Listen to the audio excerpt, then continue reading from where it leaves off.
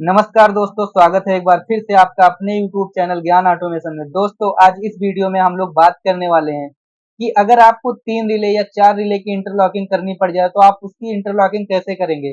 आपने 2 रिले का इंटरलॉकिंग सीख रखा होगा, लेकिन अगर बात आ जाए कि आप 3 रिले की इंटरलॉकिंग करना है, 4 रिले की इंटरलॉकिंग करना है, तो आप उसकी इंटरलॉकिंग कैसे करेंगे। इससे रिलेटेड फुल वीडियो प्रैक्टिकली आपको मिलेगा, लेकिन उसके लिए आपको चैनल पर लास्ट तक बने रहना होगा और वीडियो को लास्ट तक देखना होगा। और अगर आप हमारे चैनल पे नए हैं तो चैनल को सब्सक्राइब करना होगा। तो आइए अब वीडियो को शुरू करते हैं। तो आपको पता है कि अगर एक सिंगल रिले को ऑन ऑफ करना है तो उसका सर्किट बहुत आसान है। अभी हमने यहाँ पर एक रिले ले लिया है, ठीक है। तो इस रिले कॉइल में एक आउटपुट लगा लेंगे ऑन करने के लिए। तो ये हो गया इंडिकेटर। स्टार्ट स्टॉप करने के लिए एक एक पुश बटन चाहिए, तो यहाँ से हम एक पुश बटन ले लेते हैं स्टार्ट के लिए। ये एनसी पुश बटन हो गया स्टॉप के लिए, और एक एनओ पुश बटन ले लेते हैं स्टार्ट के लिए, ठीक है। तो यहाँ पर एक एनो पुश बटन हो गया, एक एनसी पुश बटन हो गया, और लाइव न्यूट्रल सप्लाई चाहिए, ठीक है। मतलब बिल्कुल आसान तरीके से आप समझ सकते हो कि आपको यहाँ पर एक लाइव सप्लाई चाहिए और एक न्यूट्रल सप्लाई चाहिए। ये न्यूट्रल सप्लाई यहाँ से कनेक्ट हो गया, लाइव सप्लाई ऊपर कनेक्ट हो जाएगा, न्यूट्रल नीचे कनेक्ट हो जाएगा, ठीक है। लाइव से मैंने इसको कनेक्ट कर दिया, इसको इससे कनेक्ट कर दिया, और इससे इसको कनेक्ट कर दिया, इससे इसको कनेक्ट कर दिया, और यहाँ से हम लाइट का कनेक्शन दे देंगे। और फाइनली हमारा रिले होल्डिंग बन करके रेडी हो गया। आप देख सकते हैं कि अगर यहाँ से मैं स्टार्ट कर रहा हूँ तो ये ऑन हो रहा है, बट अगर छोड़ रहा हूँ तो बंद हो जा रहा है। ऐसा क्यों हो रहा है? क्योंकि हमने रिले की होल्डिंग नहीं की है। तो अब आपको रिले की होल्डिंग भी करना है। उसके लिए आपको क्या करना पड़ेगा? बस आपको एक एनो लेना है, क्योंकि हम लोगों को पता है कि हम लोग होल्डिंग किससे करते हैं, रिले के एनो से करते हैं। तो अगर आप देखोगे तो यहाँ पर K1 है और यहाँ पर K1 है, मतलब ये इसी रिले का एनो है। यहाँ से हम स्टार्ट करते हैं, और जैसे ही मैंने स्टार्ट पुश बटन प्रेस करके छोड़ा, रिले की होल्डिंग हो गई और इंडिकेटर ऑन हो गया। स्टॉप पुश बटन प्रेस करके छोड़ेंगे तो बंद हो गया, ठीक है। कितना आसान है, मतलब रिले का आप बोलोगे होल्डिंग सर्किट बनाना कितना आसान है। अगर सिंगल फेज पंप को ऑन करना है तो बस आप ये सर्किट बनाइए और सिंगल फेज पंप को ऑन ऑफ करिए, ठीक है। बट अगर यही बात आती है कि आपको एक साथ में 3 पंप चलाना है, बट इंटरलॉकिंग होनी चाहिए, कि अगर पंप 1 चल रहा है तो पंप 2 और 3 ना चले, या पंप 2 चल रहा है तो पंप 3 और 4 ना चले। मतलब 3 रिले की इंटरलॉकिंग अगर आपको करनी है तो कैसे करोगे आप, उसके बारे में हम लोग देखते हैं।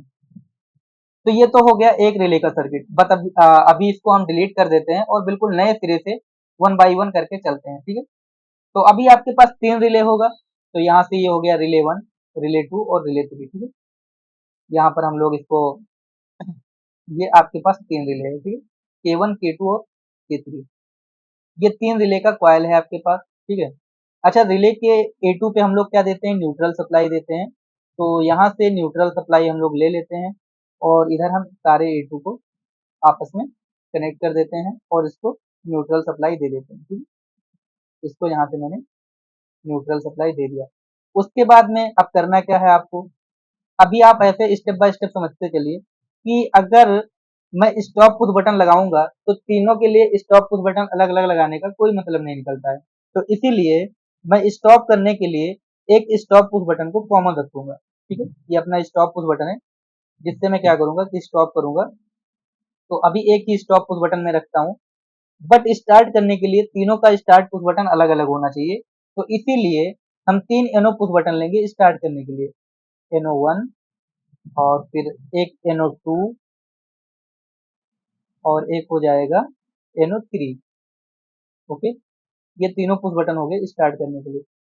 इनको आपस में कनेक्ट कर देंगे, और इस एनसी पुश बटन को भी यहाँ कनेक्ट कर देंगे, और ऊपर से हमें देना है लाइव सप्लाई। तो ये लाइव सप्लाई हो गई, और इसको हम लोग यहाँ लाइव सप्लाई से कनेक्ट कर दिए, ठीक है। स्टार्ट पुश बटन हो गया, यहाँ रिले की कॉइल है। बट अगर आप स्टार्ट करोगे तो आपको होल्डिंग भी करना पड़ेगा। क्या करना पड़ेगा? आपको होल्डिंग भी करना पड़ेगा। होल्डिंग करने के लिए आपको क्या चाहिए? रिले का एनो चाहिए होता है होल्डिंग करने के लिए। तो यहाँ से हम लोग एनो कॉन्टेक्ट ले लेंगे, ठीक है। ये अपना एनो कॉन्टेक्ट हो गया, और एक एनो कॉन्टेक्ट आपको और चाहिए, ठीक है। तो ये हो जाएगा आपका सेकेंड एनो कॉन्टेक्ट, और ये हो जाएगा थर्ड एनो कॉन्टेक्ट, तीनों रिले की होल्डिंग करने के लिए, ठीक है। तो इससे मैंने इसका होल्डिंग कर दिया, इस रिले से इसका होल्डिंग हो जाएगा, और इस रिले से इसका होल्डिंग हो जाएगा। ओके, इतना करने के बाद में अब हम लोग क्या करेंगे कि ये जो स्टार्ट पुश बटन से निकलेगा ये डायरेक्टली A1 में नहीं जाएगा, ये डायरेक्टली A1 में नहीं जाएगा। यहाँ पर जैसे एक रिले के अंदर अगर 5 पिन की बात करोगे तो उसके अंदर एक कॉमन, एक NO, एक NC होता है। बट अगर यहीं पर मैं 8 पिन की बात करूंगा तो उसके अंदर 2 कॉमन, 2 NO और 2 NC होता है। लेकिन अगर यहीं पर मैं 14 पिन की बात कर लूं तो उसके अंदर 3 कॉमन, 3 NO और 3 NC होंगे। ये रिले पिन के बारे में मैं बात कर रहा हूँ, ठीक है। तो अभी एक एक NO सबका होल्डिंग के लिए होगा। अब मुझे अगर 3 रिले का आपस में इंटरलॉकिंग करना है तो बाकी 2 NO हमें और चाहिए, ठीक है, ओके। क्योंकि एक से हम होल्डिंग करेंगे और एक से इंटरलॉकिंग करेंगे, ठीक है। तो अगर 2 रिले की बात होती तब तो 8 पिन में हमारा काम हो जाता, बट अभी हमें 11 पिन की जरूरत पड़ेगी, ठीक है। तो यहाँ से मैं NONC कॉन्टेक्ट उठाता हूँ। ये रिले का जो NONC है इसको हम बोल सकते हैं रिले का कॉमन है, ये NC है और ये NO है, ठीक है। इसको हम ऐसे बोल सकते हैं। तो अभी यहाँ से हम ले लेते हैं NONC का कॉन्टेक्ट। तो अभी सिर्फ ये एक NONC का कॉन्टेक्ट है, बट हमें क्या करना है, हमें और भी चाहिए क्योंकि हमारे पास 3 रिले हैं। कितने रिले हैं हमारे पास? 3 रिले हैं। तो हमें इस रिले में क्या करना होगा, पहले रिले में सेकेंड वाले का और थर्ड वाले का NC डालना पड़ेगा, ठीक है। तो अभी इसको हम ऐड कर लेते हैं। तो यहाँ पर एक NC पड़ गया और एक NC और चाहिए, ओके। क्या होगा, ये इससे कनेक्ट हो जाएगा और इसके NC से जो निकलेगा इसके कॉमन में जाएगा और फिर जो इसके NC से निकलेगा इसके A1 में जाएगा। ये किसका पड़ेगा, ये यहाँ पर K1 का, जैसे ये K1 रिले है तो K1 में क्या हो जाएगा, K2 का पड़ेगा। तो यहाँ से वैल्यू में आप जाओगे और यहाँ से आप चेंज कर दोगे वैल्यू K2 का और K3 का, ठीक है। मतलब क्या कि जो हमारा पहला रिले है उसमें किसका किसका एनसी पड़ेगा, रिले 2 का और रिले 3 का। वही काम मैंने यहाँ पर किया है। रिले 2 में किसका किसका एनसी पड़ेगा, तो यहाँ पर रिले 2 में रिले 1 की एनसी पड़ जाएगी और रिले 3 की एनसी पड़ जाएगी, ठीक है। तो यहाँ से जो वायर निकलेगा इस पे आएगा, इसके 12 नंबर से निकलेगा तो इसके कॉमन पे जाएगा और फिर इसके 12 नंबर से इस पे कनेक्ट हो जाएगा, ठीक है। तो थोड़ा सा इसको और नीचे कर लेते हैं ताकि स्पेस रहे यहाँ पर, ओके। उसके बाद में इस वाले K3 रिले में क्या होगा, तो यहाँ पर K2 रिले है ना, तो यहाँ पर K1 और इसको हम K3 कर देते हैं। तो यहाँ वैल्यू में आप जाओगे ये K3 हो जाएगा। तो 2 NC यहाँ पे पड़ गए किसके किसके, तो K1 रिले था तो इसमें K2 रिले और K3 रिले का NC पड़ गया। यहाँ पर K2 रिले था तो यहाँ पर K1 का NC पड़ गया और K3 का NC पड़ गया। अब इसमें क्या होगा, इसमें भी 2 NC पड़ेगा, किसका किसका, एक तो पड़ेगा आपका K1 का और दूसरा पड़ जाएगा K2 का, ठीक है। तो यहाँ पर भी 2 NC आपके पड़ जाएंगे, ठीक है।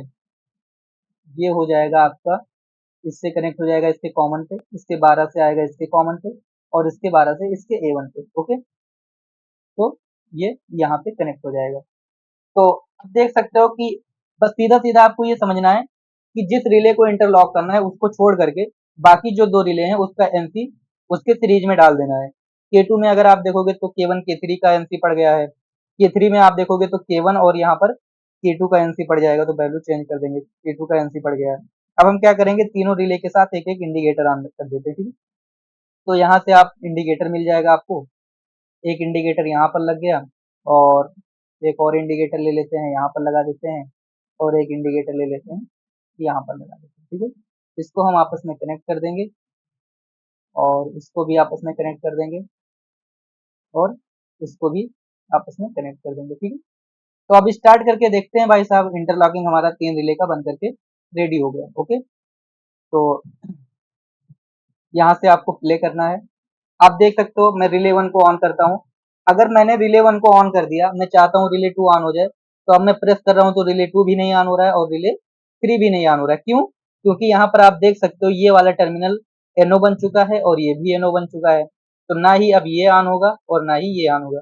अब मैं इसको बंद कर देता हूँ। मैं यहाँ पर रिले 2 को ऑन करता हूँ, ठीक है। तो यहाँ पर पहले वैल्यू चेंज करना पड़ेगा जो हमने होल्डिंग किया है, क्योंकि रिले 2 है K2, तो जो होल्डिंग करेंगे इसकी भी वैल्यू को हमें K2 करना पड़ेगा और ये है K3 तो ये K3 करना पड़ेगा, ठीक है।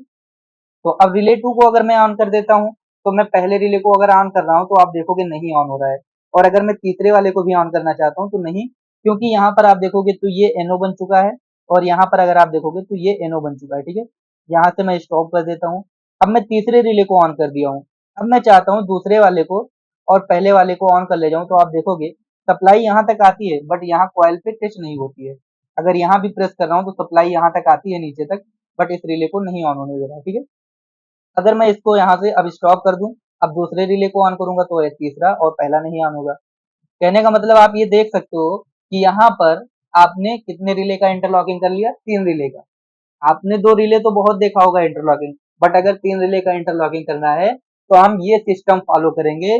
आपको 11 पिन का रिले चाहिए होगा और हम 3 रिले की आपस में इंटरलॉकिंग कर सकते हैं। तो मुझे उम्मीद है कि आपको वीडियो अच्छा लगा होगा, और अगर वीडियो अच्छा लगा है तो चैनल को सब्सक्राइब कर लेना और इस वीडियो को ज्यादा से ज्यादा शेयर करना। जय हिंद, जय भारत।